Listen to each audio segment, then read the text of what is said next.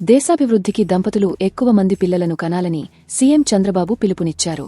ఉత్తర భారతంలో ఒక్కొక్కరు ముగ్గురు, అంతకంటే ఎక్కువ సంతానం కలిగి ఉంటారు.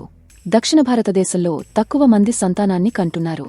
దక్షిణ భారతదేశంలో కొందరు సంతానం కనడానికి అసలు ఇష్టపడటం లేదు. సంతానం కనకపోతే భవిష్యత్లో ఇబ్బందులు తప్పవు. గతంలో అధిక సంతానం వద్దని చెప్పాను, ఇప్పుడు పిల్లలను కనాలని చెబుతున్నా. దేశం కోసం గతంలో అలా చెప్పాల్సి వచ్చింది, ప్రస్తుతం పరిస్థితులు మారాయని ఏపీ సీఎం చంద్రబాబు అన్నారు. ఇంట్లో ఎంతమంది పిల్లలు చదువుకుంటే అంతమందికి తల్లికి వందనం ఇస్తామని చంద్రబాబు పేర్కొన్నారు. ప్రభుత్వ ఉద్యోగులు 2 పిల్లలకే ప్రసూతి సెలవులు ఇస్తున్నారని చెప్పారు. కానీ ఇప్పటినుంచి ఎన్నిసార్లు పిల్లలను కన్నా ప్రసూతి సెలవులు ఇవ్వనున్నట్లు వివరించారు.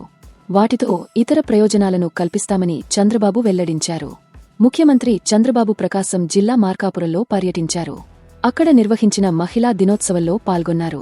ఈ క్రమంలోనే స్వయం సహాయక బృందాలు ఏర్పాటు చేసిన స్టాళ్లను పరిశీలించారు.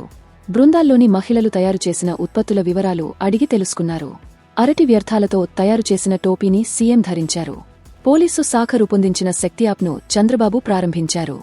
చేనేత రథాన్ని ప్రారంభించడంతో పాటు మహిళా ర్యాపిడో డ్రైవర్లను చంద్రబాబు అభినందించారు. గుర్రపుడెక్క, అరటి, కొబ్బరి వ్యర్థాలతో పీచు తయారీ ద్వారా ఆదాయం లభిస్తుందని సీఎం తెలిపారు. దీనిపై దృష్టి పెట్టాలని సూచించారు. ఆడవారు తయారు చేసిన ఉత్పత్తులకు నాణ్యత, బ్రాండింగ్ తీసుకురావాలని చెప్పారు.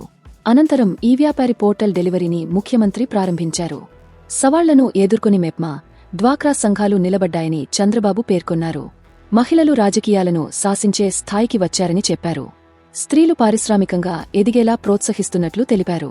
ఆడవారు వ్యాపారాల్లో రాణించేలా 24 సంస్థలతో ఒప్పందం చేసుకున్నామని వివరించారు. మేజర్ పంచాయతీల్లోనూ అరకు కాఫీ సెంటర్ ఏర్పాటు చేయాలన్నారు. అరకు కాఫీకి 25 ఏళ్ల క్రితమే బ్రాండ్ ఇమేజ్ తీసుకొచ్చానని, ప్రతి గ్రామంలో అరకు కాఫీ అవుట్లెట్స్ ఏర్పాటు కావాలని వెల్లడించారు. ఇది మరో స్టార్బక్స్ కావాలని చంద్రబాబు అన్నారు. తాజా సమాచారం కోసం లైక్ చేయండి, ఛానల్ను సబ్స్క్రైబ్ చేయండి.